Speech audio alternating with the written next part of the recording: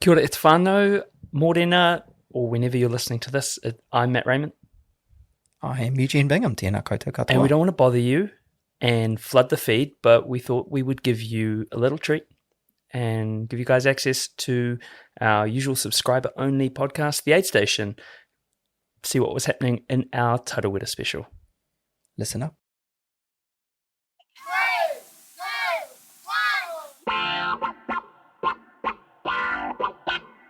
And they're off.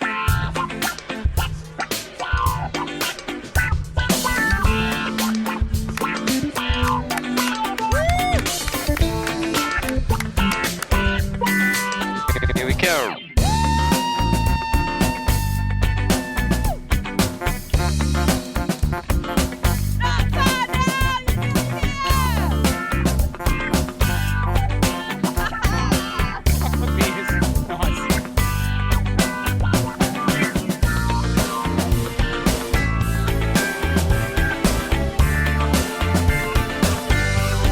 What do you want to talk about, Matt? Oh, my feet hurt and my voice is croaky and I'm emotionally drained from the weekend. I cried about 1,000 times and it was all because Tarawera Ultra-Trail happened, so guess we better talk about that. I'm Matt Raymond. And I am Eugene Bingham, tēnā koutou katoa. Welcome to the AidStation, the third episode, our paid subscriber only special pleasure to bring you podcast, and this will be focusing on the Tarawera Ultra-Trail that happened on the weekend, and there was so much to pack it. We packed a lot into 72 hours, didn't we, Eugene? We did so much that we thought there was 2 podcasts worth in it. So we released the first part of that on Monday, and you would have listened to that if you've got amongst it, and this is part 2, really, isn't it? My blood system is still more coffee than blood. Yes. Yeah. Am I? But I'm getting back to normal-ish. Yeah. My receptors are still at the point where, you know how receptors work. One is throwing the ball and the one that's supposed to catch it is missing the ball and another receptor's catching it. So that sentence that I said to you this morning, which sounded okay, but it was absolute gibberish. No, when I stopped to pick up the mic, and it made no sense. To be fair, I didn't notice because my like everything is sounding like gibberish at the moment. To me, as in I'm not understanding things to the point where you would text me this morning, and I just had to say, look, I'm really sorry, I'm so confused. I don't know what I'm talking about here. Hands up. So that's just the way it is. But that's what happens after doing an ultra or standing on start and finish lines of ultras for multiple hours on end. But what a weekend it was. It was great, wasn't it? It was absolutely incredible. We've done a fair few of these now, and I was surprised. I wasn't surprised, actually. It was feeling a little bit more automatic, like the process, getting up at 02:30 to roll out at Furman Field and do the start. That was so cool. And it was just us there, and it felt cool to be trusted with that. Well, obviously it wasn't just us there. There were a couple of dead set legends, Tracy and Neil, there doing all the important stuff like Jenny's lights, information, setting everything up, But we were going through our warm-up routines. We were going through our warm-up routines, which consisted of like staring at the wall, drinking black coffee. But fantastic day. I worked out I had, and again, this is not comparing it to any of the efforts of the athletes, but in a 27.5 hour period, I had 20 minutes of sleep. So that's probably a record for me, and we made it out alive. So it's pretty good. We did make it out alive. We did. It's good training for you for next year, by the way. But anyway, look. Bit of an update. We aren't coming down to Old Ghost Ultra, and I'm absolutely broken about it. I'm so disappointed.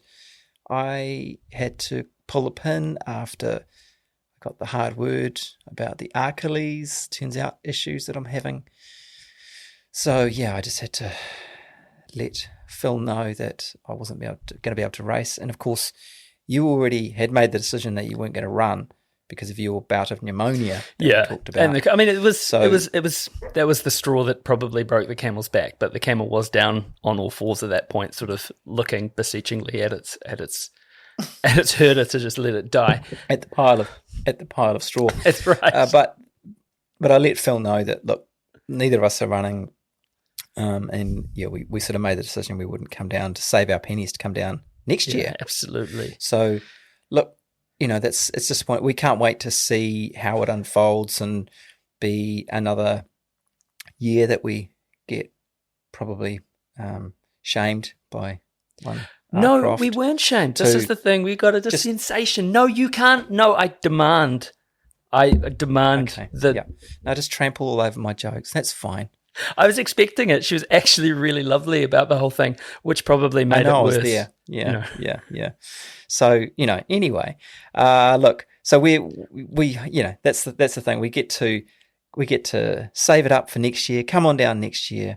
I'll still have read the book and, be schooled up. Phil gave me points for doing homework, but, all the best to everyone going down there. All the best to those legends who put that race on and the people who've built the trail and all that sort of stuff. It's amazing race, and we can't wait to get there.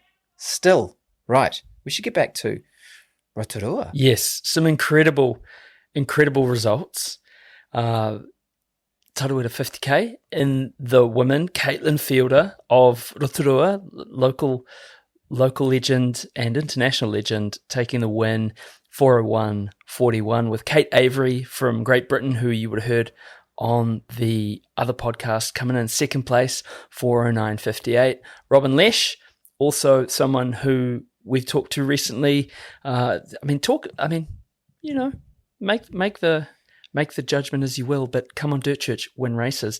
Robin Lesh, 4:13:31. What a cool, fast race that was. Amazing.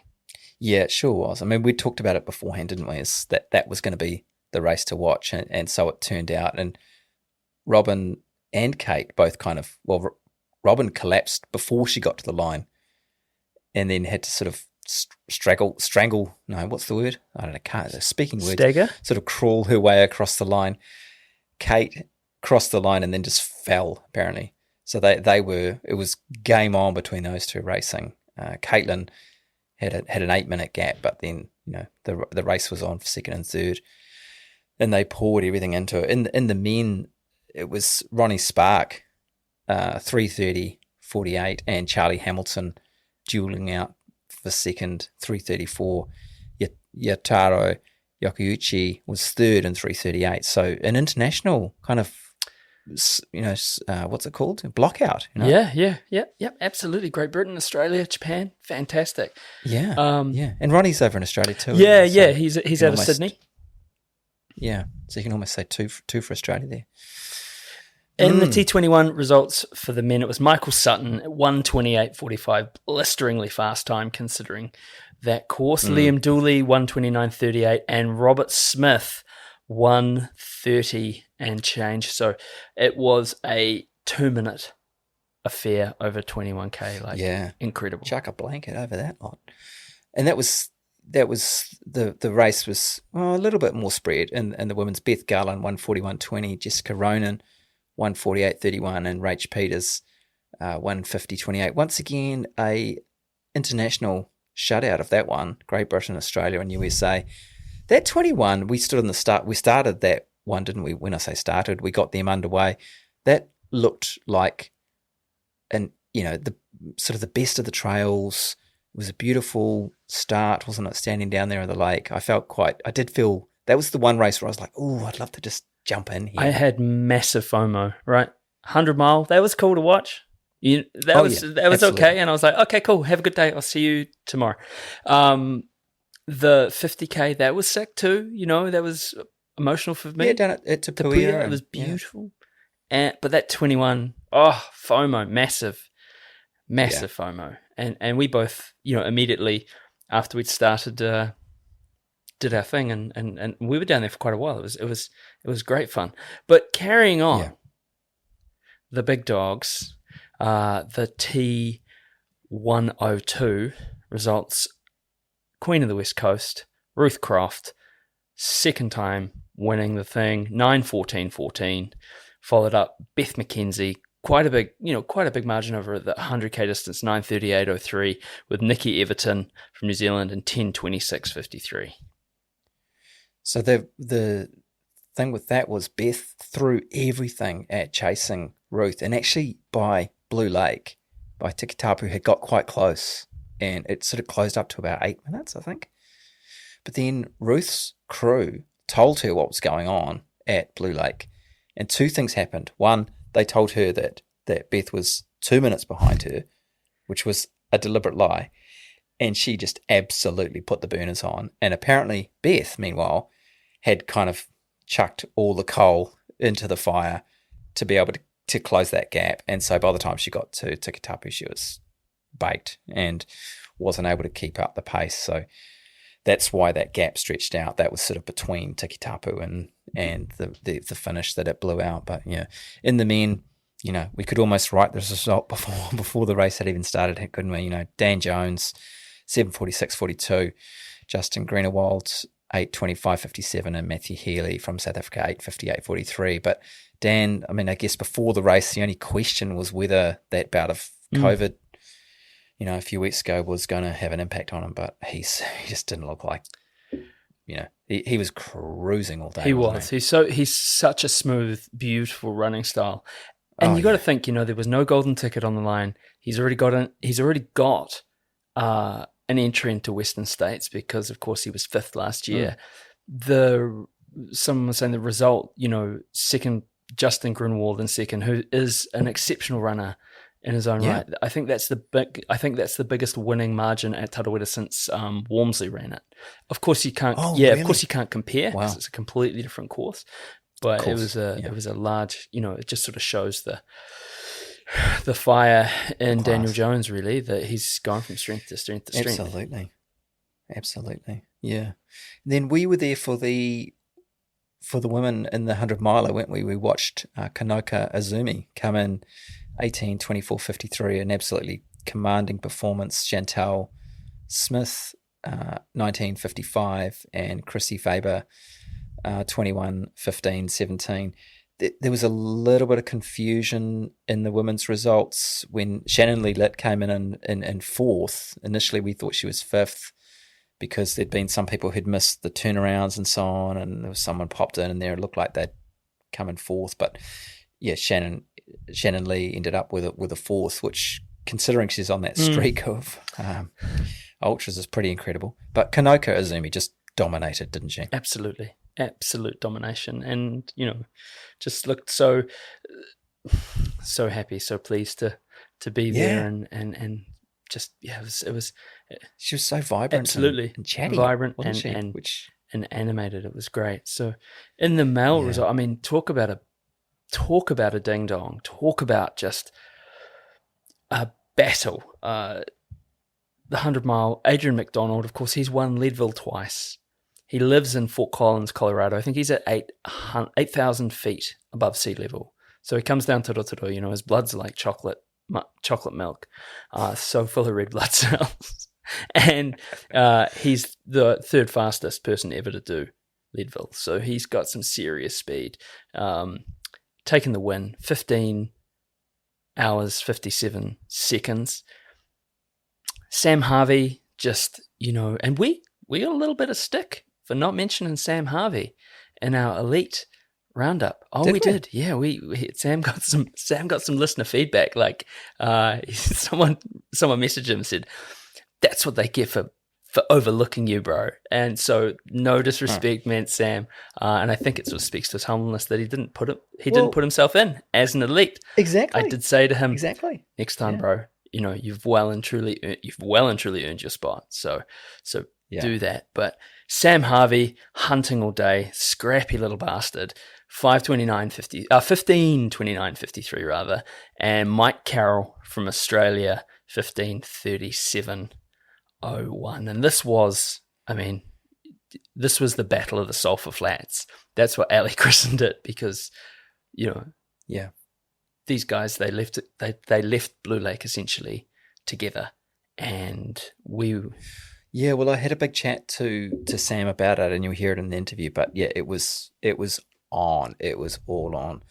Just a quick shout out too for another DCR alumni, George Murray, his first miler, and he nabbed fourth, 17:06. It was good to see him, wasn't it? And his astonishing moustache. Yes, astonishing moustache and dreadlocks.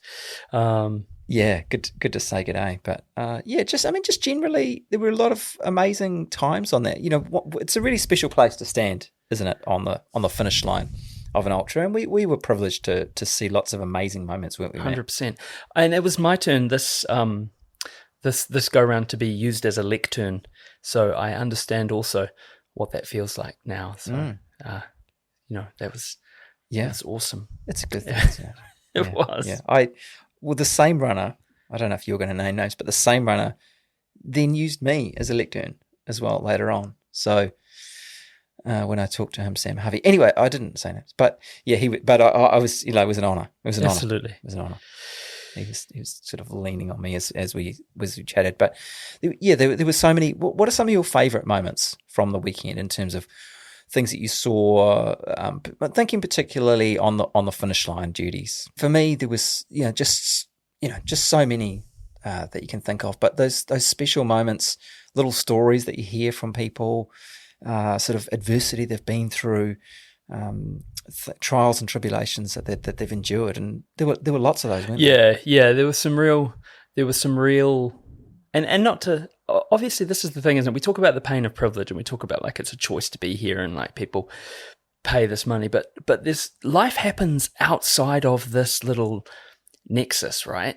One of the ones that got me that I was just floored was a gentleman stopped me as I was just coming in to start commentating, like I was at the gate, and he said, DCR, and he's so complimentary, and he said I was going to do the 100 and I did the 50, and then went on to describe very eloquently and graciously, he'd lost his son in the end of last year, and just sort of obviously didn't have it in him, but I was just floored going in that he had the wherewithal to get there, to get the job done, to do that, and it was obviously an honour of his son. The emotion was so raw.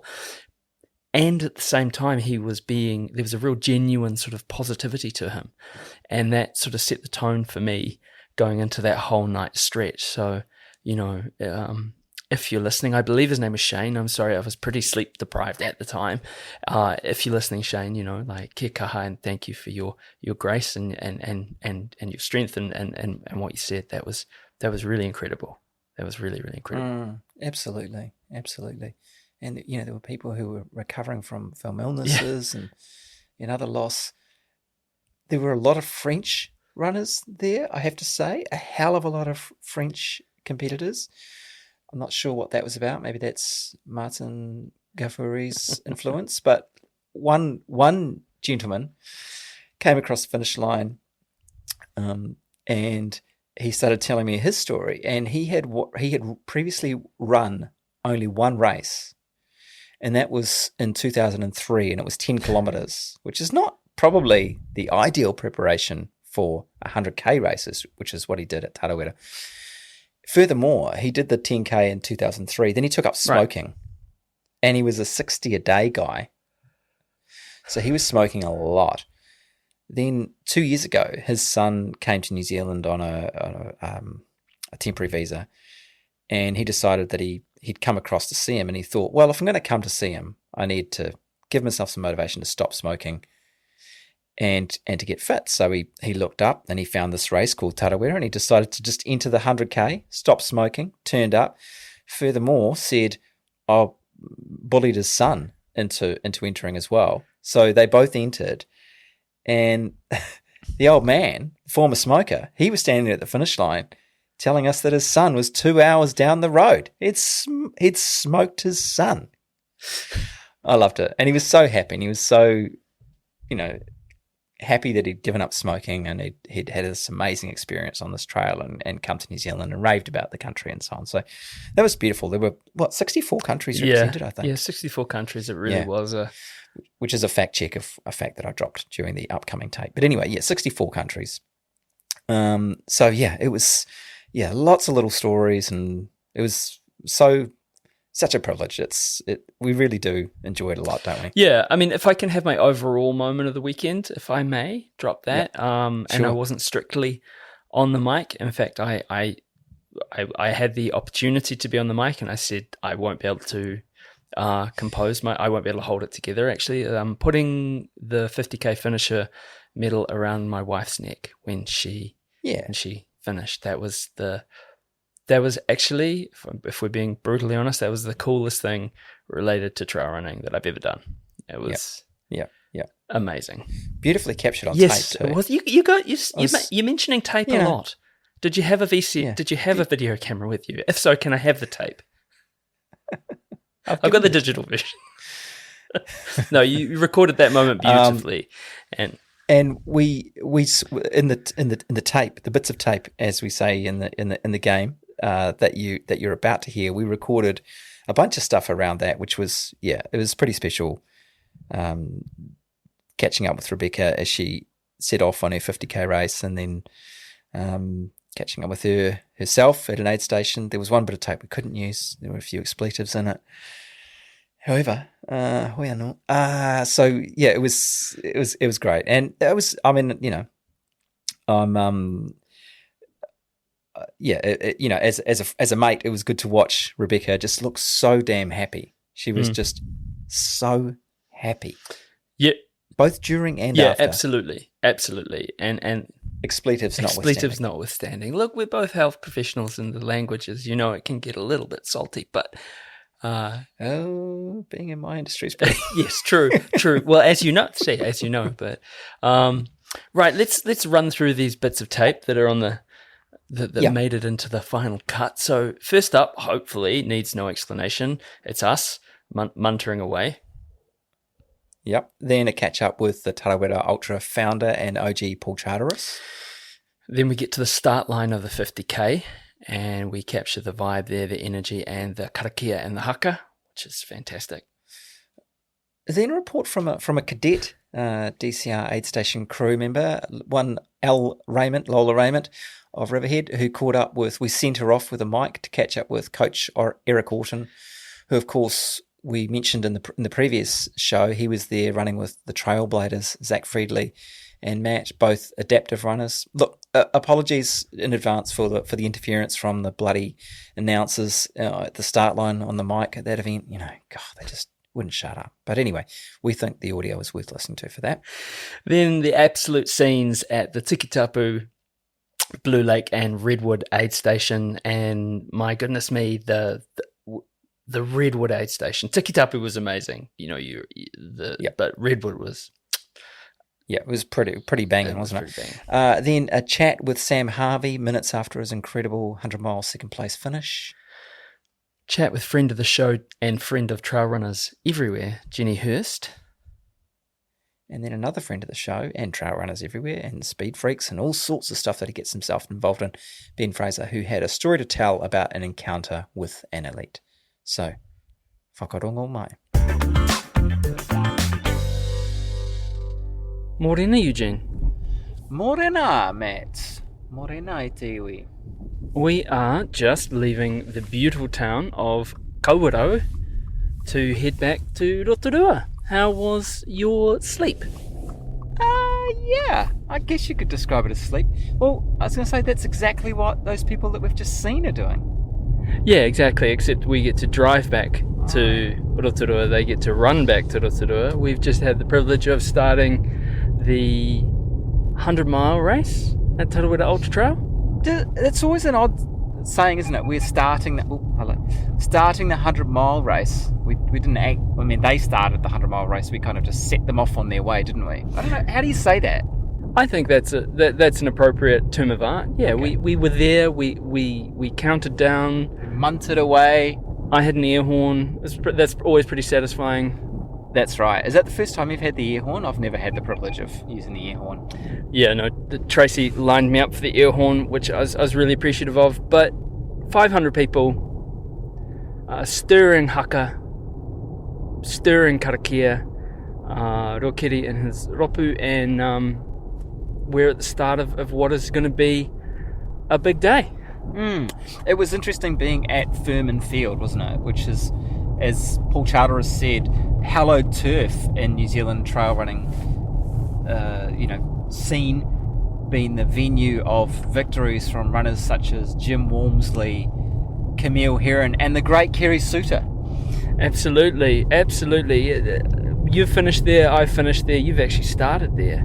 I haven't done that. But I remember running into Firmin Field and just the sense of relief. The sun was starting to go down, and it was just the most beautiful feeling of relief. And I remember sinking to my knees, or not sinking dramatically, but going to sit down because the grass looked very inviting. And I remember my wife from about 50 meters away sprinting across the field, yelling at me, "Don't sit down, don't sit down," because she knew that once my buttocks hit the turf, I would be cast, and thus it was. She knew that she was going to have a job to do if you sat down. Well, she's an occupational therapist, so she's good with sort of functional assessments, and she'd assessed my function at that point and thought he's munted. But I'm very excited about today. Very, very excited. We've got a lot of amazing. The energy at 100 mile start is different from any other, isn't it? It's very focused and it's very reserved until the last minute. Well, even as I set off, there's no hooping and a hollering, is there, in a 100 mile start? Because I guess that reflects the fact that you've got a hell of a long way to go. You want to preserve your energy. The 21k, the party bus, there's a lot more kind of hooping and a hollering. But the 100 mile start, it's that bundle of energy that you're keeping stored because you don't want to burn your checks. I'm mixing all the metaphors here, but it is 4:27 in the morning. You don't want to burn all your checks. We've been up for 2 hours. Yeah.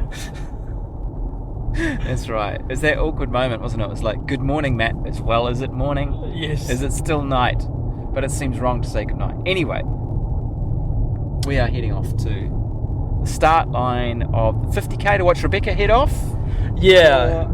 Your good wife? Yeah, super excited about that. And not to, this is I don't know. She's done more marathons than me. She's crushed. She crushes into dust or whatever she does. So she's gonna rock it. It's gonna be super cool amongst the 1,000 other people that are doing the event. And then we Tiki Tapu 21. If this event was a haircut, it would be a mullet. It's business at the top, party at the back, and we're gonna get that party started. Yeah, let's do it. Paul Charteris, we're leading the way down to the start of the 50k.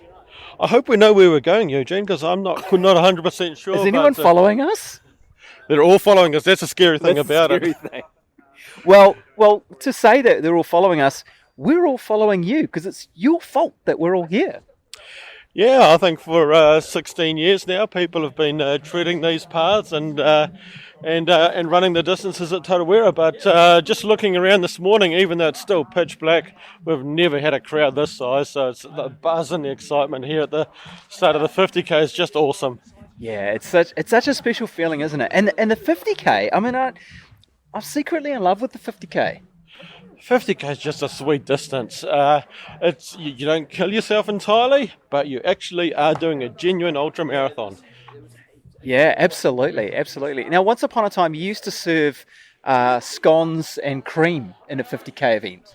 We had a Devonshire tea, and we had with scones with jam on it. So it always went down a treat. And today the runners will have, don't know if they'll be having jams and scone, but we'll have pizza out there.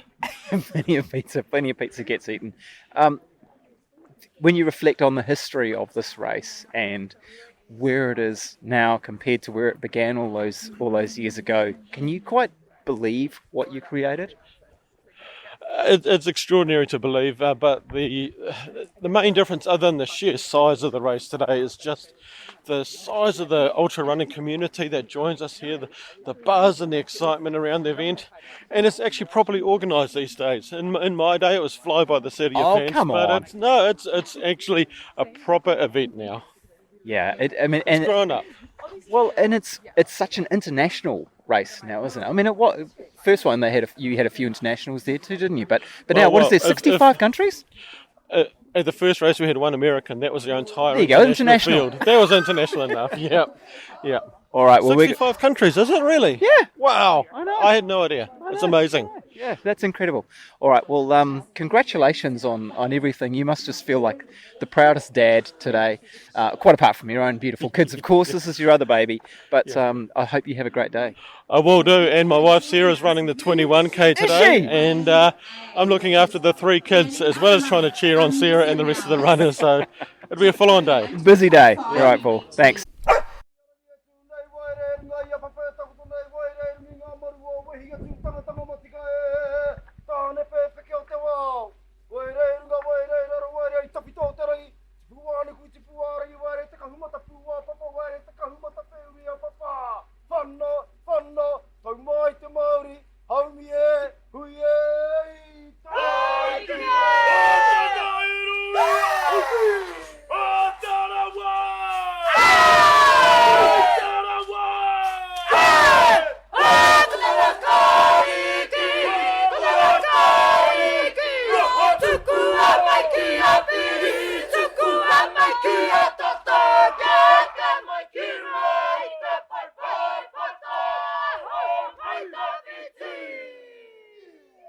Start of the 50k, Matt. Powerful haka there, powerful karakia. It's such a special part of this particular event, isn't it? Yeah, and I feel subdued after it. It really does settle everything, and just that sense of excitement and yeah, absolutely. Yeah.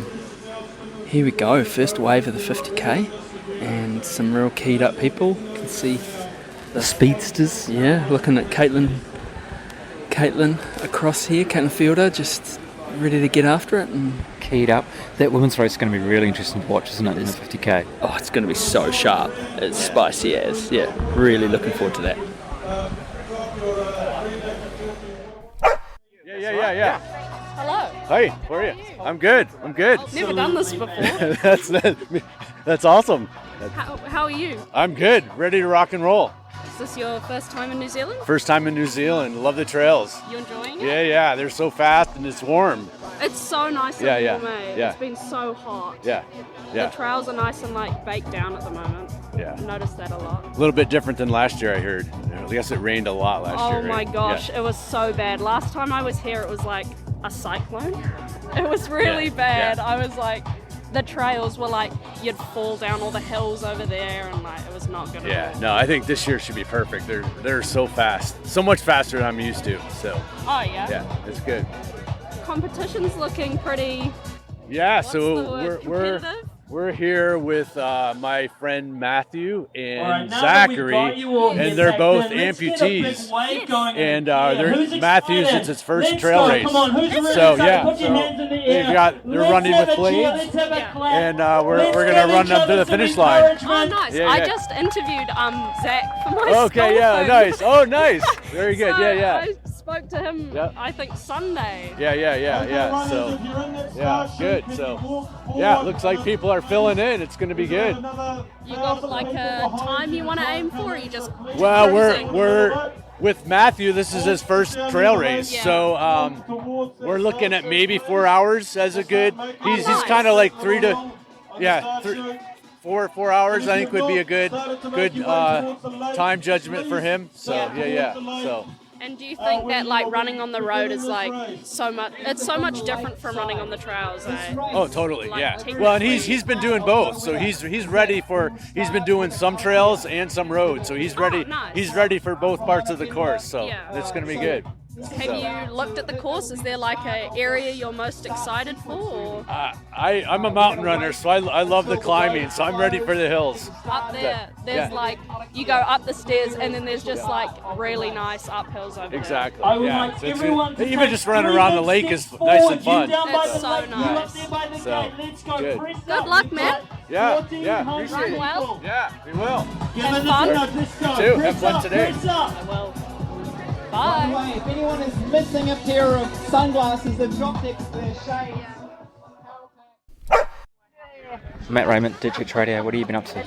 I went for a run around the beloved Lake Tikitapu. Once more. Only once. Only the one time, and it's beautiful. Trails are mint. It is warm. There's lots of people out there, lots of people doing their thing, and goodness me, just... Who did you see out there? Did you see anyone? See any action? I saw Dan Jones come through, heading In the the- opposite in the direction. 100K? In the 100K, in the lead, well in the lead. And then a bunch of about 3 fast gentlemen whose name I didn't pick up, and then Sage Candidate came through. Chasing hard, Chasing. looking great. I didn't see anyone else, and a bunch of 50K people and a bunch of 21K people, and then... through happiness filled. I wish I could. I have serious fun. Oh, really? I just want to keep running around. I just Yeah. want to keep doing loops Yeah. and seeing people. But also Eugene Bingham of Dirt Church Radio. Yes. You've also been around the lake, but across a different route. Yeah, well, I'm in the Broken Runners Club. No running for me for 4 weeks, so I went for a swim. Yeah, jumped in the lake. Somebody said, go jump in the lake.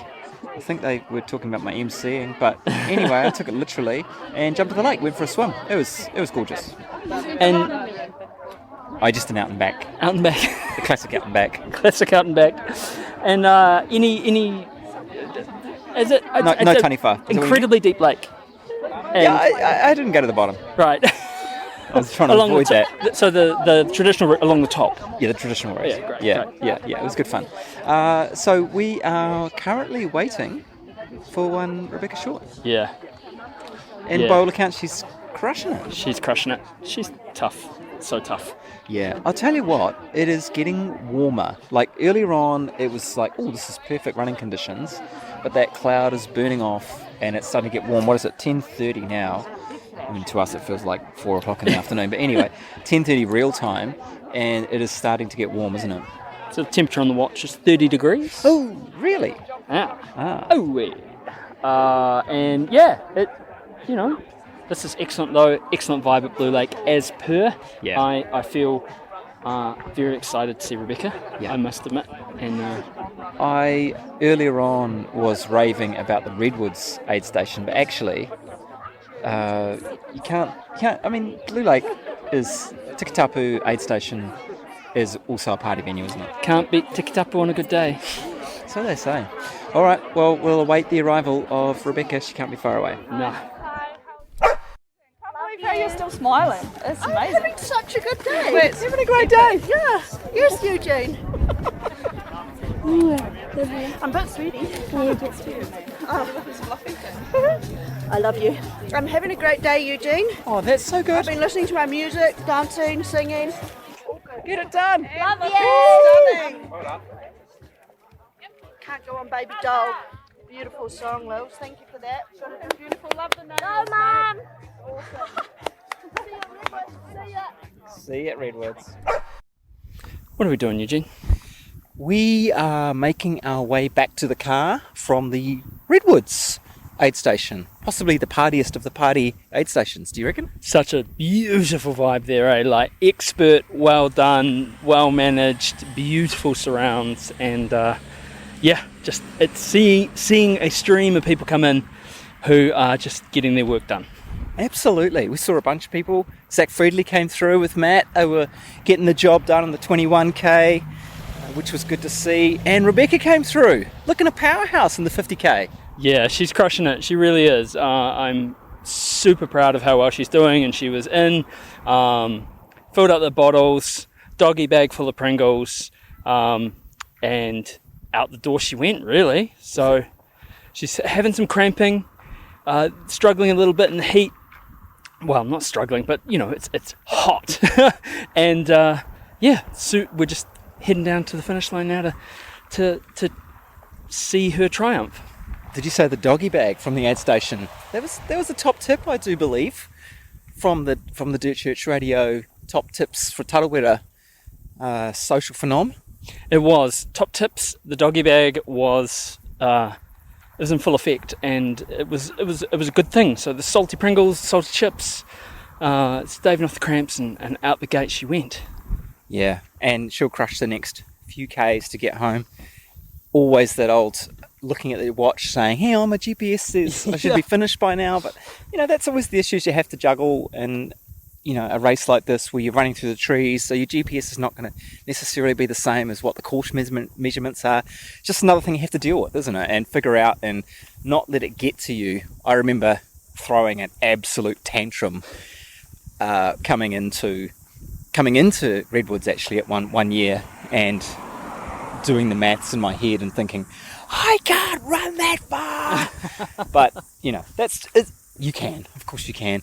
And maybe at this point it's just best to ignore the watch and just get on with it. Yeah, grind it out to the finish. So here we are. This is just constantly reminded of what a beautiful part of the world this is, and looking forward to seeing her come over and then onto the snatch some rest and onto the night shift. Indeed. Sam Harvey, what a race. What a race indeed. Woo! How are you feeling? I'm feeling out of this world, my man. Yeah, that was second place to Adrian. Yeah. That's as good as a win in my books. Oh, totally. And I mean, you came here to race, and you did it. Yeah, I really did. You've put some hay in the barn. You've worked your ass off. Yeah. Do you feel it paid off? Definitely paid off. I think I've had a good bit of trial and error over the last 12 months or so, with a not quite to plan / I had no plan. So not quite the result I wanted at Tarawera last year.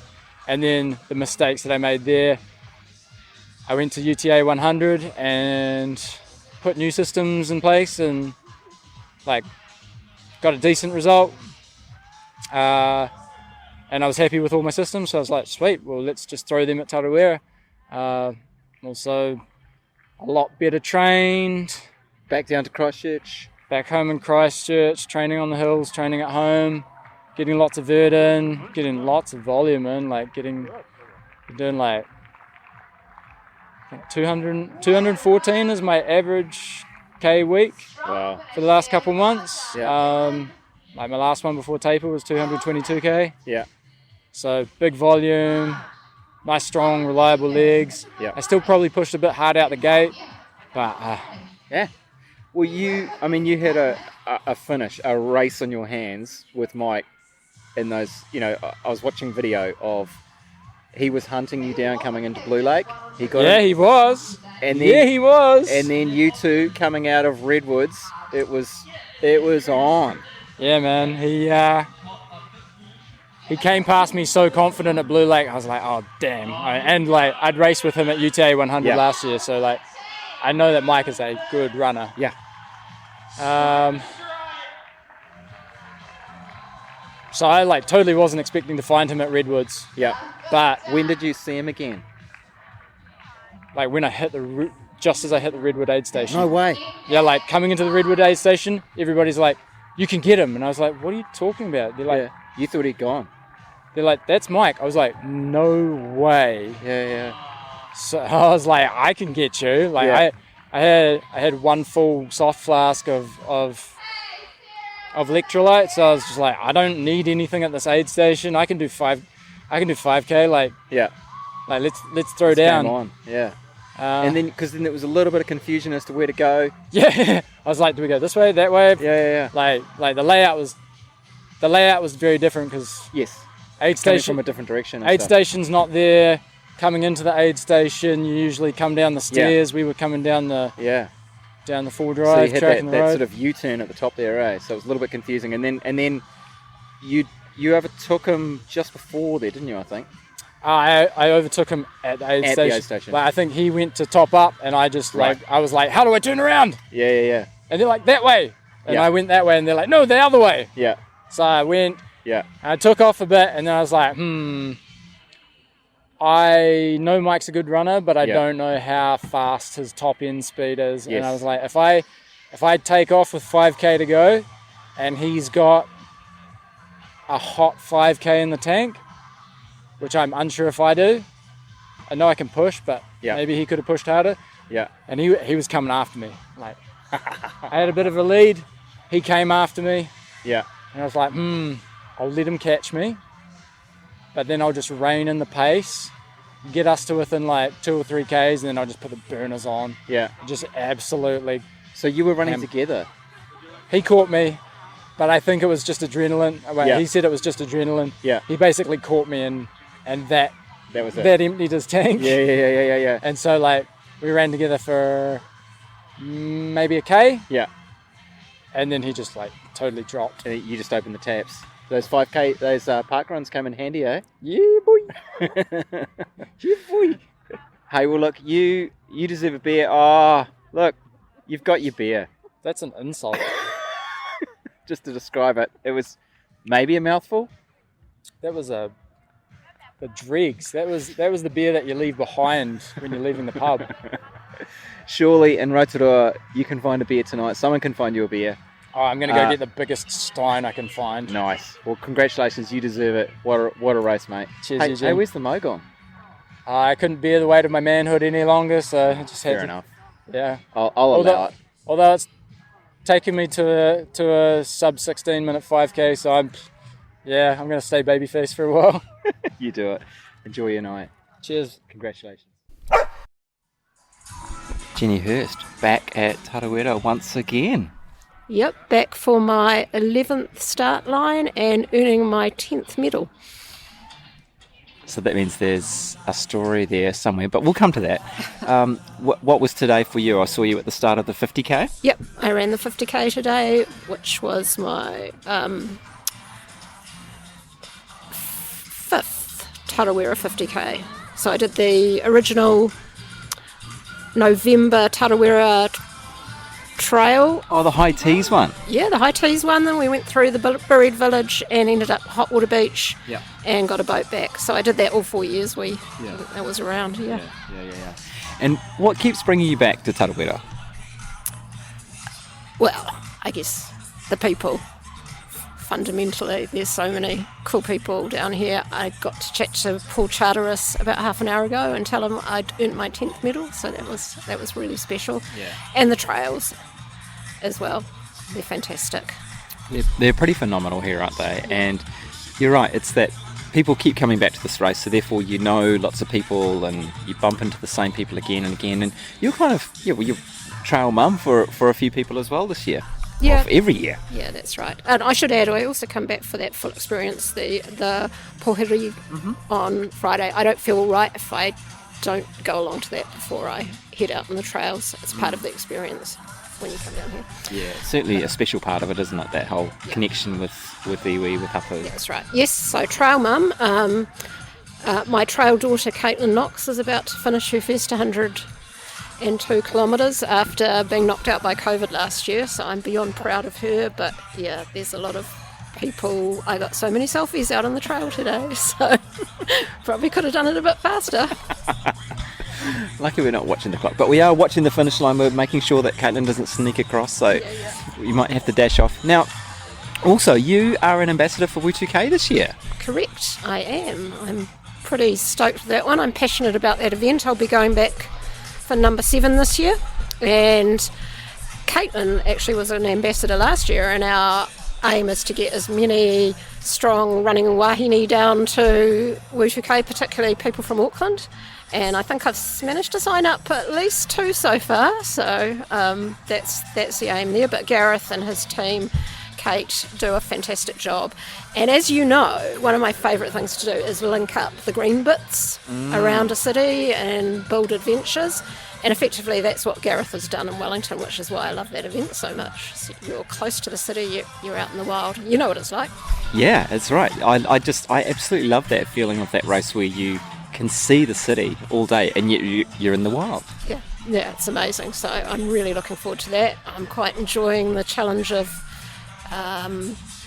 social media and posting things, and I need to get a bit better at that. I think I'm doing okay for an old girl, but You're doing great. Well, the fact that I'd seen that you were, obviously it's working. yeah, I've managed to sort of include things in the profile and do a post once a week. And, And Wu2K is another one of those, like we talked about the spirit of Tarawera, but Wu2K too has got that special kind of vibe to it, hasn't it? It's got that community around it. It's built into an event that's on the calendar that people want to get to catch up with their friends as much as anything. It absolutely is, and I feel like I've been welcomed as an honorary Wellingtonian, and there's a whole lot of Wu2K people I've seen here already this weekend.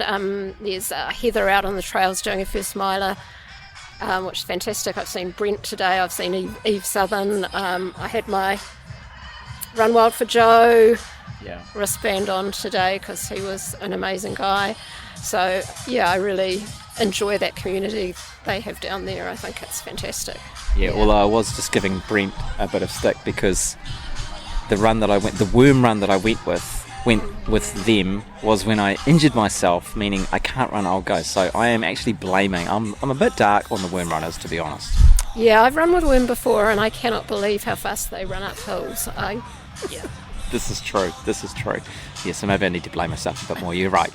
Now you led a not Tarawera race for us, or run for us, in one of those years that we don't talk about because it was in those times that we like to forget and move on. But I've got to say that still stands out as one of my favourite runs of all time. I absolutely adored that run, and that, like you say, linking up trails, and we couldn't come and race here, but we still had a great fun day, didn't we? Yeah, we sure did, and that's one of my favourite trails actually. The old bus station to beer spot, something a lot of Auckland Wild Things have run, and that's part of what we did on the day. Factoring in the coast as well. So I am planning another big one this year, Eugene.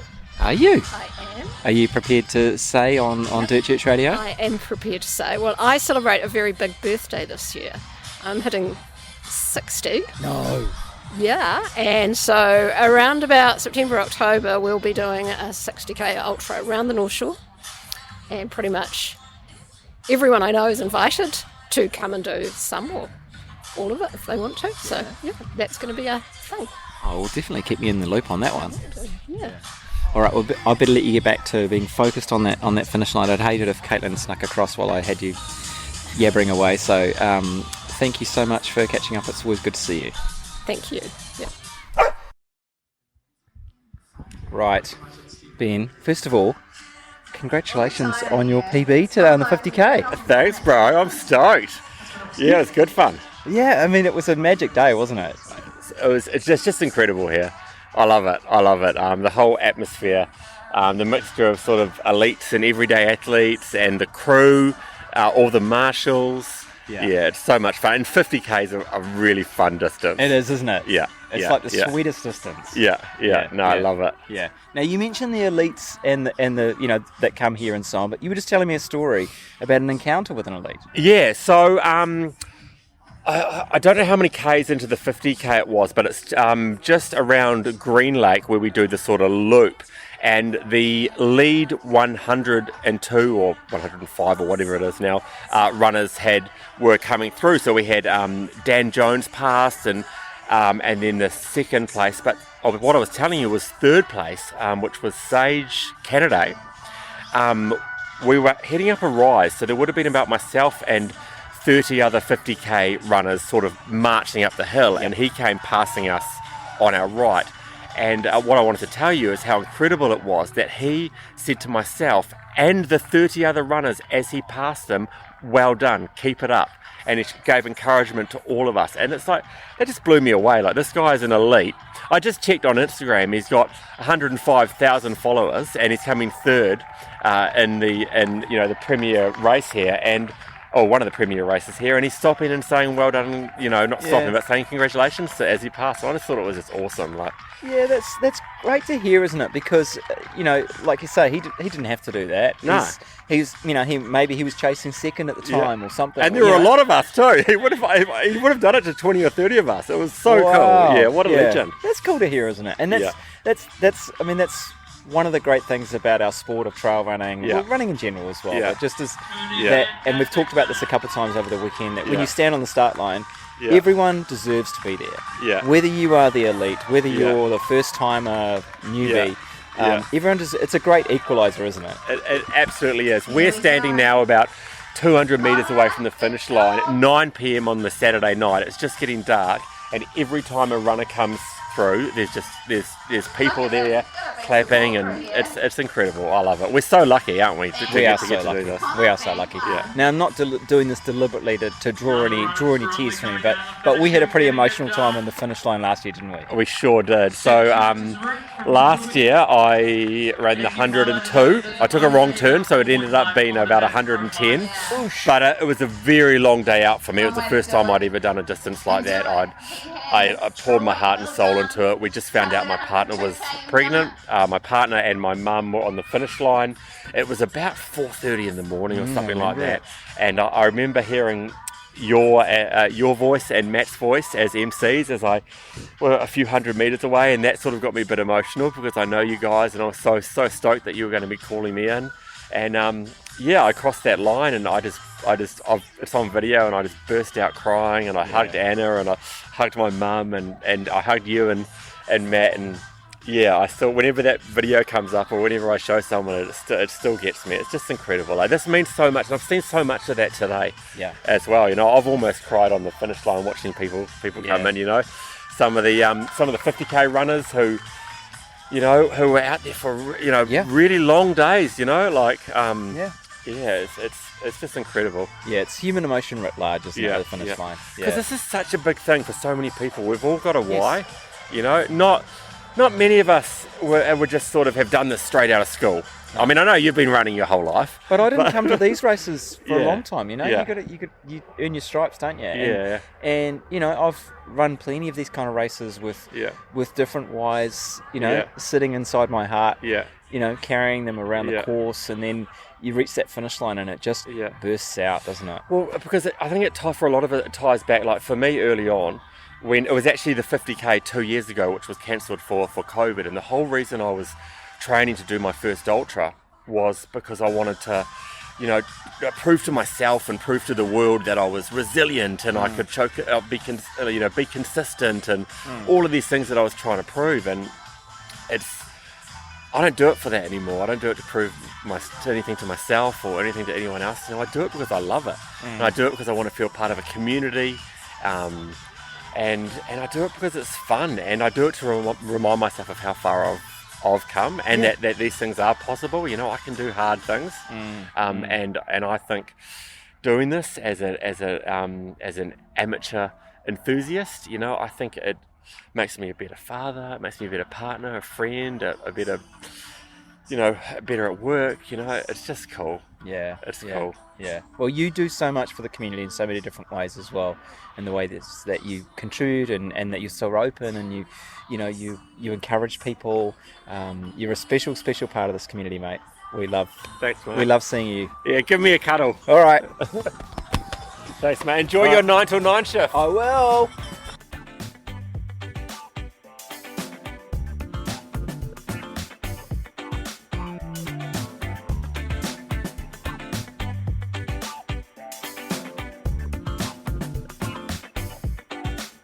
So, Rebecca, we should round that story out. So she did cross the finish line when, as you mentioned, you put the tape around, the medal around her neck, but she was looking pretty happy, wasn't she? Yeah, she was looking extremely happy, and she crushed it. And it's that thing. If you know someone well, and we've been together for a fair few years, I never had a doubt that she wouldn't. And even though she's run more marathon distance runs than I've run or competed in, and it was a first ultra marathon, and she was super worried, and she was saying, I'm gonna come, I don't know if I can do it, I don't know. And just through the day she said, like she found it really hot. She said if she hadn't cramped near the end, she probably there's lots of that we talked about in the tape. So but just she got the job done, didn't she? And that's amazing. So Rebecca, well done. Everyone else who took part, well done. Lots of people, of course, come away with DNF stories, and they're always hard to stomach on the week after the race, aren't they? But it's quite, there's a process to follow, isn't there? You got to sort of deal with it. And we've both had DNF experiences, and they're hard to stomach, but absolutely, the sun still rises. There's most often another race to do if you want to. So special shout out, and this is just Chris, who's been preparing for this race for probably the second he started running, actually, and made some massive lifestyle changes, and is really, really well, and was saw us on the finish line last year. He paced his friend, he came and he's like, I'm going to do the 102 and it's going to be incredible. He took such a spill at 30k and looking super strong, and looking down at his leg, and when you can see your tendons that are supposed to be on the inside of your leg and they're on the outside of your leg, that's that's it, that's trail running. And at least he came in to support on Sunday morning and came over to the mic, and we had a chat, and it looked grim.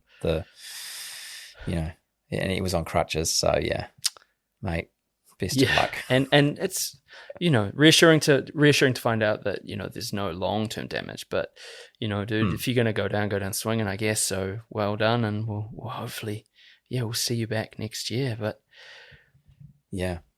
hey, heaps of people came up to us, didn't they, and said g'day, and even on the Friday beforehand, just wandering around Rotorua. So thank you to everyone who came and said hi. Did we have a single person who said, I've got a we did. We actually did. Did we? So there was a gentleman, I don't know if you remember this, it was in the wee small hours of the morning. He finished his 100 miler and he came over and he said, look, that's the greatest run ever. And you just turned and walked away. Just in disgust, like, don't tell me. And just turned and walked away. No. Left me to pick up the pieces. No, that we had one. So people, I think, are getting the message. But thank you to it's so the validation, the we still put this out. We don't, we'd be happy if our friends listen, and we know we do, but we know it gets to a wider audience. So we were incredibly grateful for that. And thank you for the Tarawera team for having us. And this is the thing that also, I guess, finally struck me. There's this whole thing, the machine, the industrial trail running complex, and Tarawera, I think, showed that it is a collection of people who give up their time to serve other people. So from the people who are standing next to us right through the nights with medals on their arms, really picking those runners up, and they were holding that space. The medics, the people at the aid stations, the course markers, the sweep, all of those people, the people manning the car parks, all of those people. Absolutely, person in the car parks. I challenge anyone who has a view of what, sort of that sort of view, take a listen to the course director and what he had to say to us in the live show that we played out earlier in the week. Have a listen to that, and then, maybe think about things again, because that's the caliber, of course not everyone, but, that's the caliber of people that are involved in putting this race together. This is not a party political broadcast, by the way. This is not a party political broadcast, but it was. Sorry, one final bonus, because it's a bonus thing. When I was being stupid and turned around and said, "Did you get all that, Devon? Were you happy with that?" on our discussion with Kerry and Ali, intimating that he was sort of holding us at gunpoint. People were messaging saying, "Were you in the corner of the room?" Just smoking a ciggy. But look, what's the word you use? Enough muntering on from us. We're going to get to our respective beds, but that's it. If you haven't gone to Tarawera, go to Tarawera next year. It's a fantastic event in such a special part of the world. Thank you so much to our DCR AidStation crew. You lot, we really appreciate you. You make this possible, and we're so glad to be doing this. Stay tuned for the next quote unquote regular DCR podcast next week, when we have an amazing guest lined up from an incredible chat that we had down at Tarawera. And that's it. Yeah. If you're going to Old Ghost, make sure you let us know how you get on. We're looking forward to hearing all about it. But we'll catch you on a trail soon. Hei kona. Hei kona. Thanks, Rigby.